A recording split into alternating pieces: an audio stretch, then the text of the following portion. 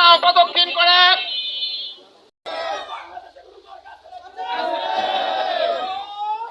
ভাইয়েরা, আপনারা জানেন বাংলাদেশ জামাত ইসলাম বাংলাদেশকে একটি মানবিক বাংলাদেশ, সন্ত্রাস মুক্ত বাংলাদেশ, চাঁদাবাজ মুক্ত বাংলাদেশ গড়তে চায়।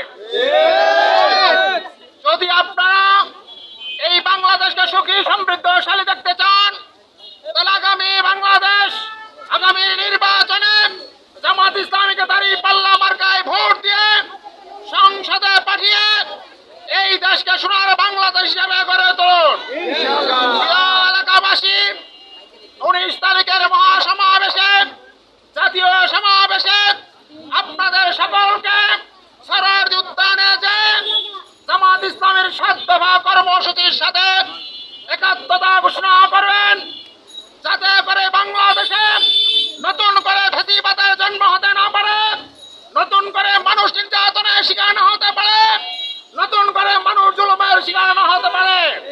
আমরা দেখেছি দীর্ঘ 16টি বছর ফ্যাসিস্ট হাসিনা সরকার মানুষের রাতের ঘুম হারাম করে দিয়েছিল। অন্যায়ের প্রতিবাদ করতে পারত না, মানুষ কোনো ভালো কথা বলতে পারত না, মানুষের কণ্ঠকে রোধ করা হয়েছিল।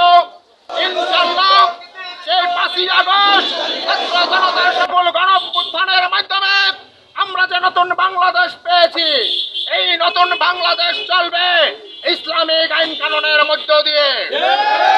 কোনো নারীর ধর্ষিত হবে না, কোনো মা বোনের ইজ্জত লুণ্ঠন হবে না, কোনো মানুষকে প্রকাশ্য দিবালোকে পিটিয়ে হত্যা করার মতো ঘটনা ঘটতে পারবে না।